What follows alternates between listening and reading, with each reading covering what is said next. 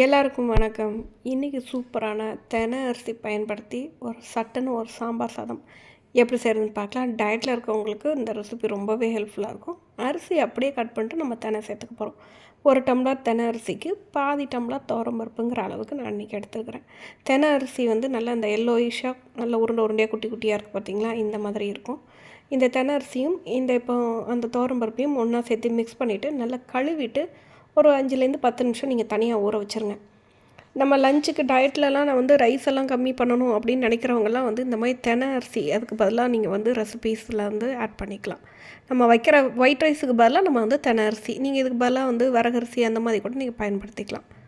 இப்போ குக்கரில் தான் நம்ம செய்ய போகிறோம். ஸோ குக்கரில் கொஞ்சம் ஆயில் ஊற்றிக்கிறேன். ஆயில் சூடானதுக்கப்புறம் கடுகு உளுந்து போட்டு வெடிக்க விட்டுக்கோங்க. கொஞ்சமாக சீரகம் சேர்த்துக்கலாம்.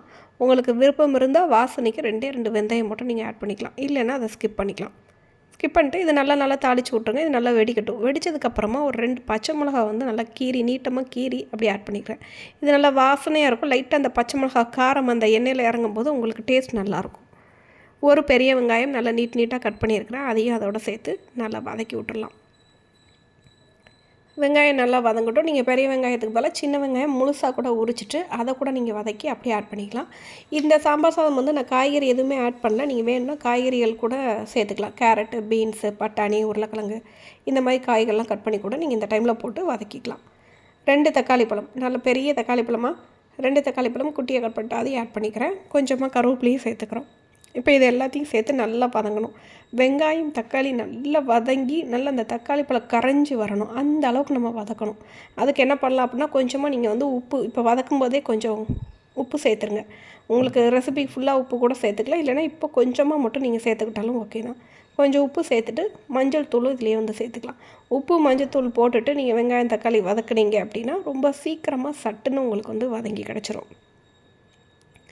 இதுக்கப்புறம் நீங்கள் நல்லா அடுப்பை நல்லா கொஞ்சம் நேரத்துக்கு சிம்மில் வச்சுட்டு கொஞ்ச நேரம் அதை டிஸ்டர்ப் பண்ணாமல் விட்டீங்க அப்படின்னாலே உங்களுக்கு நல்ல தக்காளி பழம் நல்லா கரைஞ்சி இந்த வெங்காயம் தக்காளி எல்லாம் சேர்ந்து நல்லா தளன்னு உங்களுக்கு கிடைக்கும்.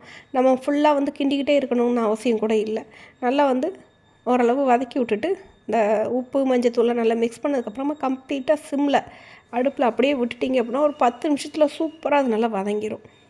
இதுக்கப்புறம் நம்ம மசாலா பொடியெல்லாம் சேர்த்துடலாம். கொஞ்சமாக மிளகாத்தூள், கொஞ்சமாக சாம்பார் தூள் சேர்த்துக்கிறேன். அதுக்கப்புறம் கொஞ்சமாக மல்லித்தூள், ஒரே ஒரு பிஞ்சு சீரகத்தூளும் சேர்த்துக்கிறேன். உங்களுக்கு குழம்பு மிளகாய்த்தூள் இருக்குது அப்படின்னா நீங்கள் சாம்பார் தூளுக்கு பதிலாக குழம்பு மிளகாய்த்தூள் ஆட் பண்ணிக்கலாம். நீங்கள் இந்த இடத்துல தனி மிளகாத்தூளும் தனியாத்தூளும் ஆட் பண்ண வேண்டிய அவசியம் இல்லை. ஏன்னா நான் எல்லாமே தனித்தனியாக போட்டுக்கிறேன். சாம்பார் தூள் வாசனைக்காண்டி கொஞ்சமாக தான் நான் சேர்த்துருக்குறேன்.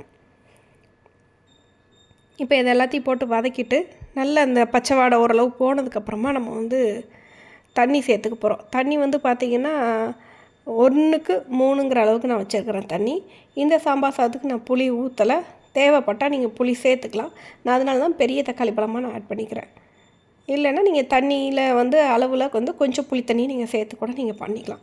தண்ணி நல்லா கொதிச்சதுக்கப்புறமா நம்ம கழுவி வச்சுருக்கிற அந்த தெனை அரிசியும் பருப்பையும் சேர்த்து மிக்ஸ் பண்ணி குக்கரை மூடி போட்டுருங்க. ஒரு 3லேருந்து 4 விசில் வச்சு எடுத்தீங்க அப்படின்னா சூப்பராக ரெடி ஆயிரும். பாருங்கள் குக்கர் ஓப்பன் பண்ணியாச்சு. எவ்வளோ சூப்பராக தலன்னு இருக்குதுன்னு பாருங்கள். நல்லா சூடாக இதில் கொஞ்சம் நெய் மட்டும் சேர்த்துட்டு ஒரு அப்பளம் வச்சு சாப்பிடும்போது ரொம்ப டேஸ்ட்டாக இருக்கும்.